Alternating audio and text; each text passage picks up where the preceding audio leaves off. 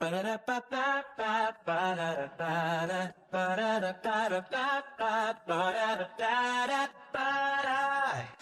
it up, don't crash today.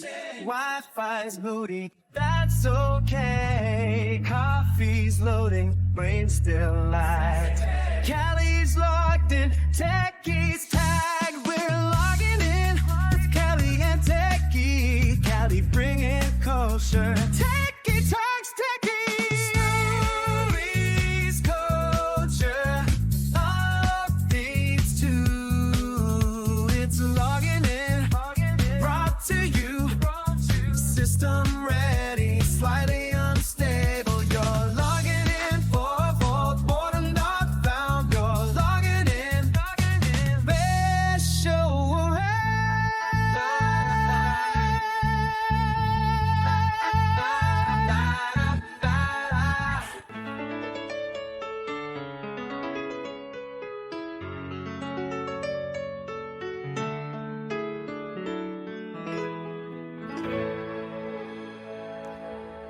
It's another fantastic episode of Logging In where Passover's all over.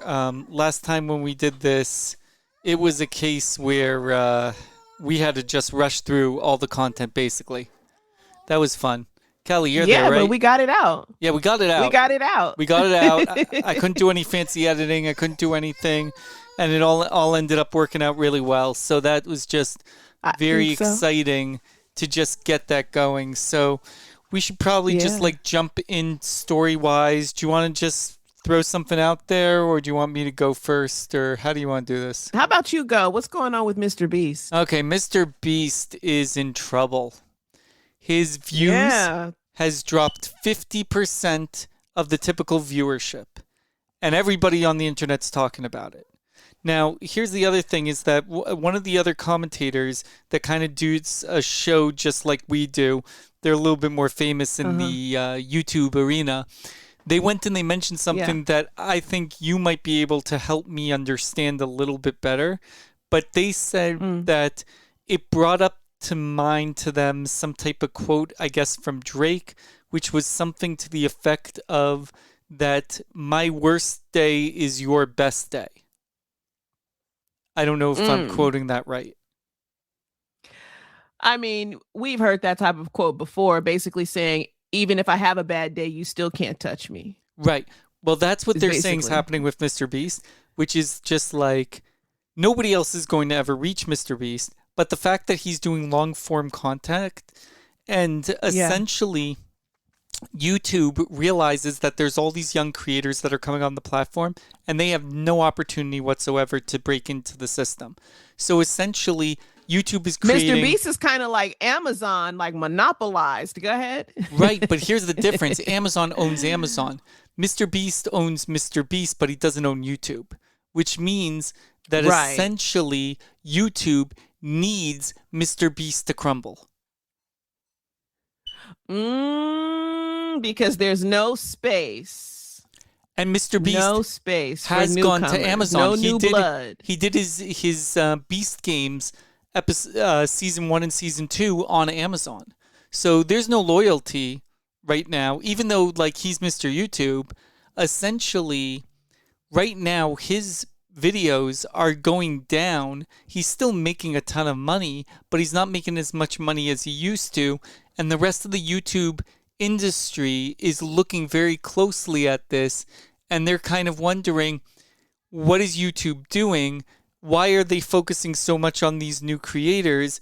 I guess they kind of realize, hey, we can't rely on MrBeast. We need to make sure that we're constantly creating more creators and making them excited. Rotating. Right. Which means that they've been going and they've been just switching the views around. And people have even been noticing that if you go to the YouTube app now, it's very different than it used to be.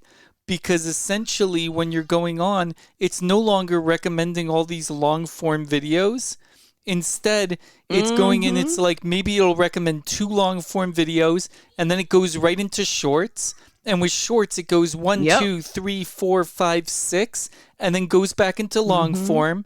And then it goes into concerts near you, then another long form video, then an advertisement that's sponsored, then another advertisement, long form video, and then another 1, 2, 3, 4, 5, 6 shorts. So as a result, and that's what I'm noticing.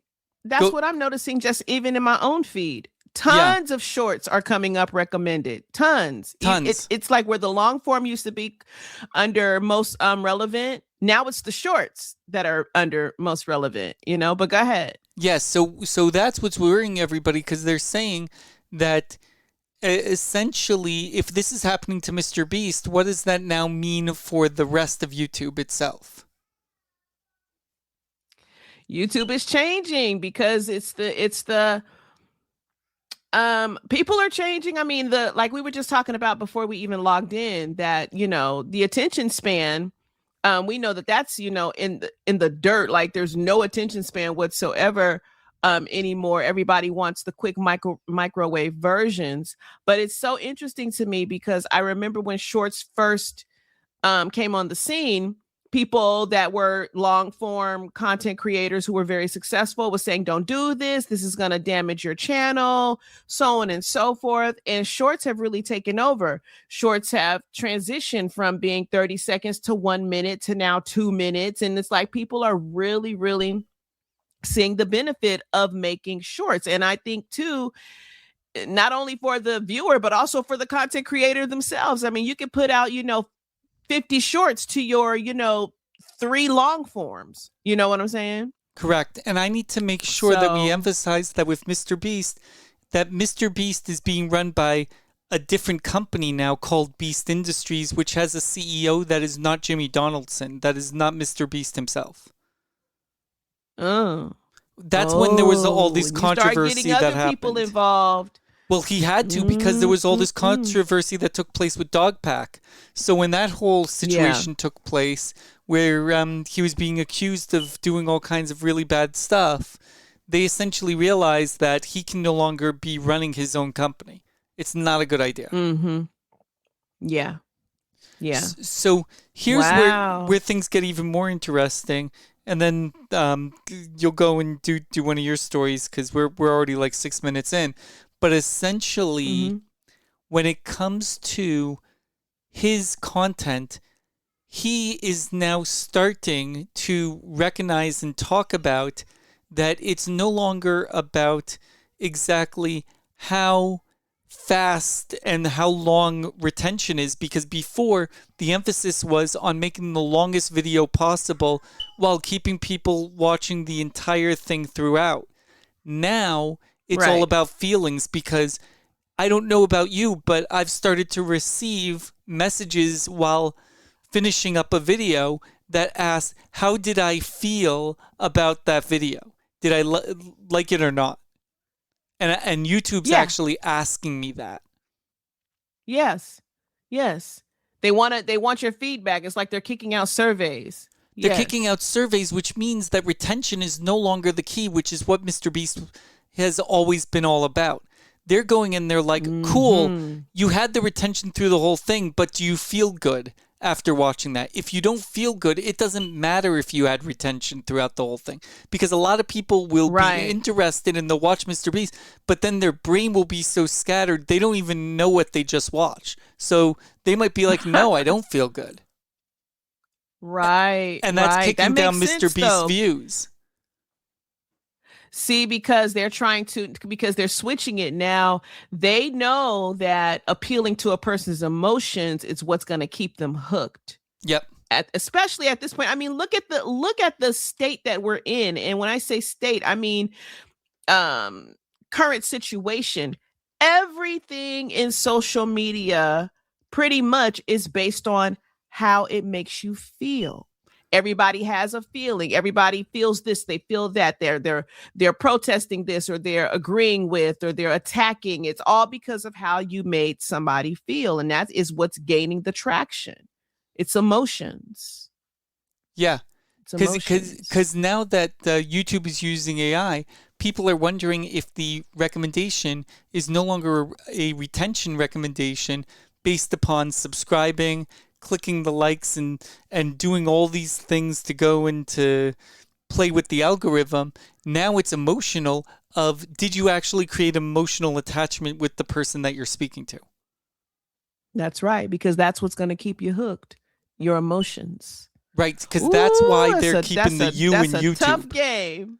No, I know. But that's what I'm saying. This is a bigger... That's a trip. You and YouTube. Right. That's the big topic or whatever that I wanted to at least get out there. Cool. We are like basically 10 minutes in. So let's go on yours. All right. Okay. So there is a growing number of restaurants across the country starting to go phone free. They're asking customers to put their devices away while they eat. The idea was to create more intentional, distraction-free experiences, basically encouraging people to actually talk to each other again. Okay. Some places even sweeten the deal. There are reports of certain sports offering perks.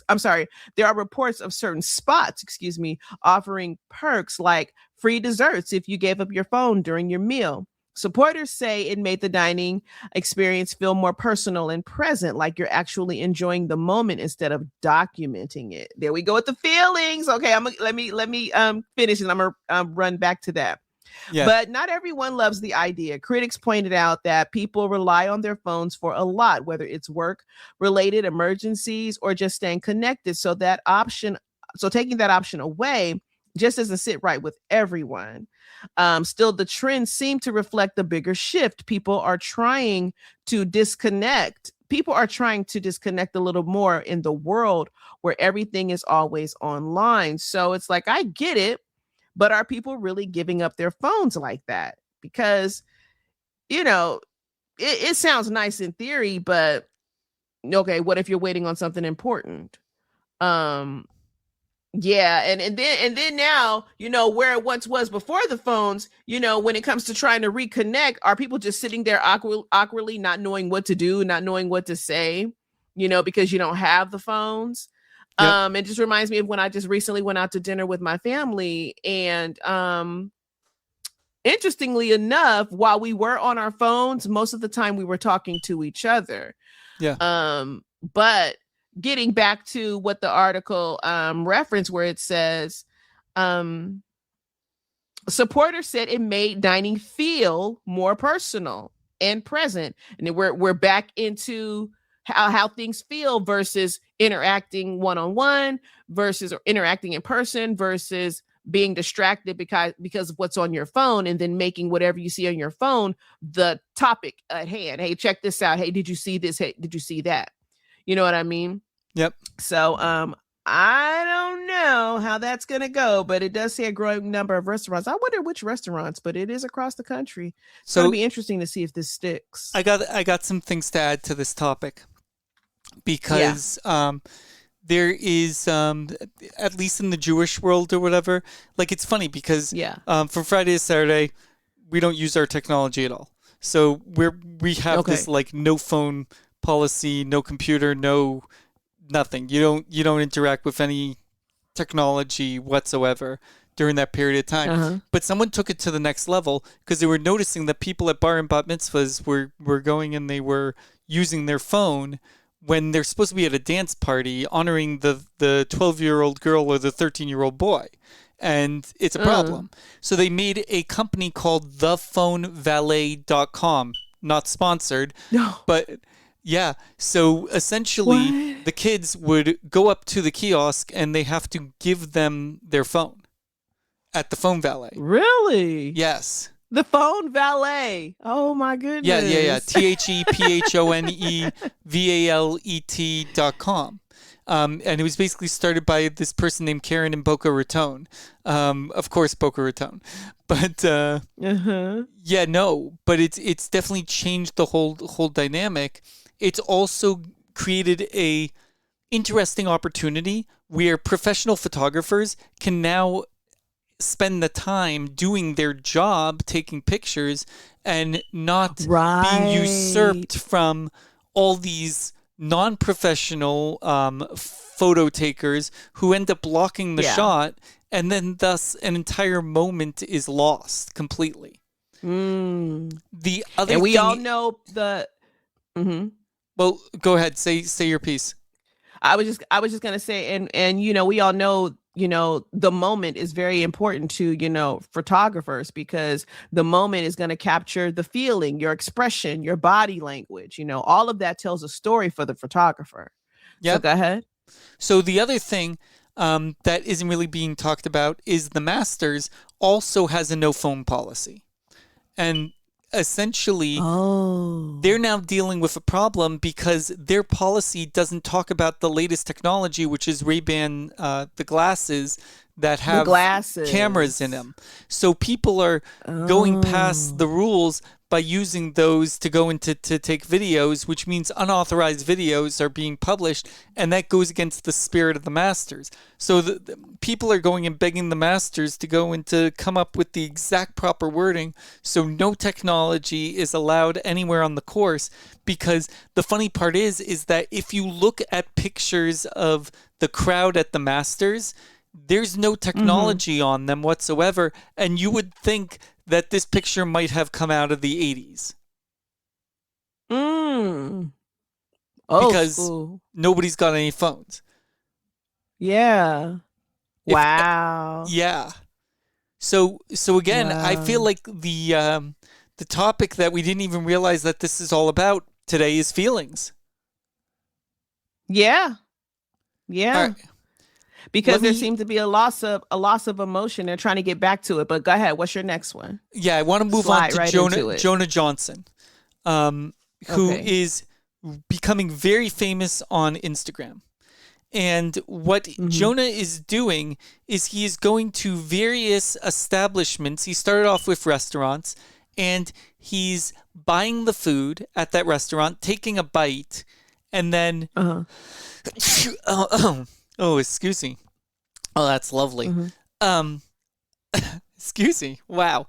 He's taking a bite and then he's screaming out their particular catchphrase. So, like, for example, Arby's is, "We've got the meat." Yeah. Right. And whatever the catchphrases are for these very things. Or like O'Reilly, O'Reilly. So auto parts. Okay, exactly. So all these restaurants have played ball with it. The only restaurant that had a problem, who wasn't aware of the trend that was going on, was KFC. So when he went and he screamed out "finger licking good," immediately a security officer immediately like grabbed him and was just like, "Get out." Why? Well, because he screamed in the middle of a restaurant, this food is finger licking good. So now everybody on the internet is going and saying like every time he goes to any other place and goes and announces out their particular company catchphrase or slogan or whatever. Yeah. Right. The employees get really excited and join in. Or they let him do his thing. Yeah. Right? So as a result, every single every single comment literally, and the guy's Instagram is J Motion Media. But yeah, his name is Jonah Johnson. But essentially, what's key to know about this is that when you think about this whole campaign, every time he goes to another restaurant, everybody's like, "And KFC now looks worse." So it got to the point where KFC reached out to this Jonah Johnson guy. They want him to come back. They want him to come back, right? Right. Is that it? Right, and they said, "Hey, we got a proposal for you. Can you go and send me your address?" And he's sitting there thinking to himself, like, "No, I'm not going to go and release my address. Like, that is a terrible idea. Right. That is not happening whatsoever." And the KFC people are like, oh, please, we got some really cool stuff to go and to send you and this and that or whatever. Everybody thinks he's probably going to receive a cease and desist letter or who knows what. But anyway, he went and he said to KFC of like, "Hey, listen, the only way you can make this up to me is that I want you to go and to donate your chicken to the homeless as part of a event that he would have in LA for donating it. But KFC didn't respond back. So as a result, he came up with a thing that went and said, J Motion Media finger licking give back. And essentially it says, I want to take an unfortunate moment at a chicken establishment and turn into a moment where everyone can eat, blah, blah, blah, blah, blah. And they're looking for a chicken establishment and all these things. Oh my goodness. Is this real? Wow. I don't know if this is real or not, but KFC may have donated $2,315 to the campaign. Really? That just happened. Really? Interesting. KFC doesn't I don't know want if that that's bad press. the real KFC or not. Well, if it's not, somebody had over $200,000 to donate. I mean, it might as well be them, because if it's not, why give them the credit? I don't know. That's kind of weird. I know, because the other day I was looking and I didn't see it and stuff. I'm just looking for a second. But yeah, that's the whole thing. He's basically revealing their conversation that they've been messaging back and forth about all this. Because KFC, I'm just trying to find the whole thing of where they go and he relates what's happening, but I don't even know if he took it down or not.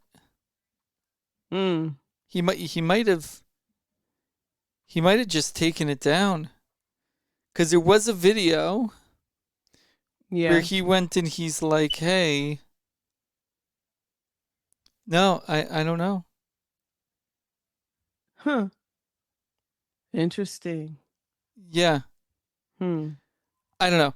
But the point is that he's taking full advantage of this whole situation. Yeah. I don't know. I can't even find I can't find the original video. The things that people come up with, they seem so random, but they end up going viral. It's crazy. Yeah. And all he does is he goes up to places and he just shouts out their particular thing. Wow. Crazy, right? All right. Yep. Let's throw out one more story, maybe one. Well, we're looking at this drafting situation. Starting later this year, December, I believe, the process for signing up for the U.S. military draft quietly shifted because eligible men were set to be automatically registered instead of having to do it themselves. In the past, though, men between ages 18 and 25 had to manually sign up with the selective service system, but under the new law, that responsibility was moving to the government, using existing federal data to handle it automatically. Lawmakers said the change was about efficiency, cutting down on cost and simplifying the process here, right? Since maintaining the system already costs millions every year. Supporters argued it made it worse. Fewer missed registrations and less administrative work.